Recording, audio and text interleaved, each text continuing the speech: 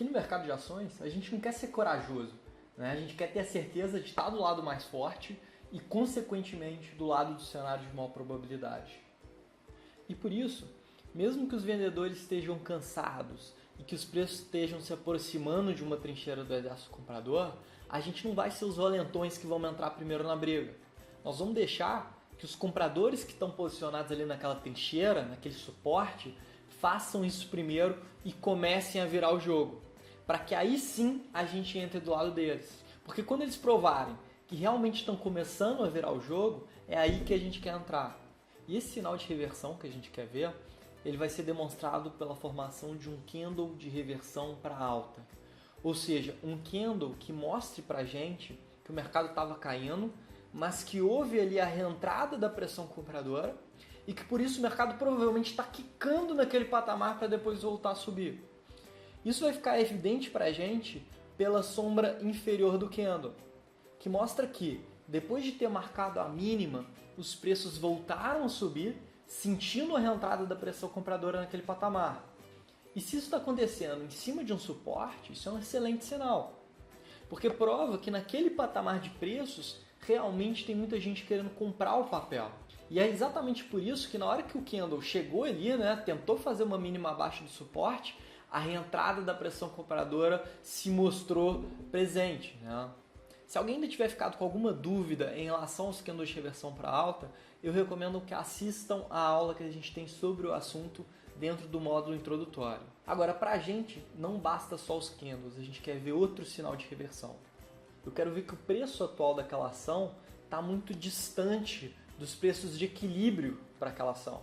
E que por isso existe uma chance ainda maior de que aquele preço venha a se valorizar. Uma maneira de você enxergar isso é o seguinte: se você mora na região sudeste do Brasil e está fazendo agora 10 graus na sua cidade, você acha que a maior chance para o dia seguinte é que a temperatura suba ou que ela continue caindo? No que você apostaria seu dinheiro? É claro que você apostaria que a temperatura vai subir, né? Porque muito dificilmente a temperatura chega abaixo de 10 graus numa cidade da região sudeste do Brasil. E por que isso acontece? Porque a 10 graus a temperatura atual já está muito abaixo da média de temperatura que você tem para aquela cidade, né? Ou seja, da temperatura de equilíbrio da sua região. A mesma coisa acontece com as ações. E como a gente viu na aula sobre bandas de Bollinger, elas são um indicador ideal para te mostrar isso. Quem não estiver se lembrando 100%, eu recomendo voltar e assistir essa aula sobre bandas de Bollinger de novo.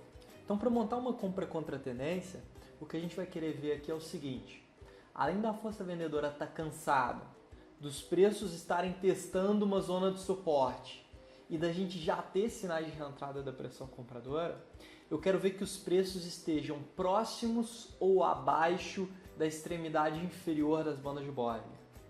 Porque isso vai mostrar pra gente que realmente é uma situação completamente anormal, né? Que é quase insustentável que aqueles preços continuem caindo antes de voltar a subir. Mesmo que isso aconteça somente no curto prazo, né? Seja uma alta de curto prazo para depois o papel voltar a cair. E é nesse momento que a gente encontra a hora ideal para se comprar aquela ação. Vamos dar uma olhadinha em alguns exemplos práticos para que você possa entender isso melhor. Vamos voltar inclusive naquele exemplo que a gente estava falando de Elet 6 nos últimos treinamentos. Vejam que, além da Elet estar testando um suporte importante em 6,95 e com IFR apontando o nível de sobrevenda, a gente tem a formação de um candle de reversão, que é demonstrado pela sombra inferior longa, tá? E os preços estão abaixo da extremidade inferior das bandas de Bollinger. Então são dois outros fatores muito poderosos que corroboram a perspectiva de alta no curto prazo que era apontada tanto pelo nível de sobrevenda quanto pela proximidade de uma zona de suporte importante em 6,95. E o resultado disso vocês já conhecem, né? O mercado se valorizou aí 13% em poucos dias, né? Achei bacana pegar um exemplo só para a gente poder ir acrescentando camada em cima de camada. Mas vocês vão ver que dentro das operações recomendadas existem centenas de exemplos como esse que a gente poderia utilizar e que vocês vão ver a gente aplicando dentro de situações reais ao longo do período que vocês estiverem utilizando o Toro Radar.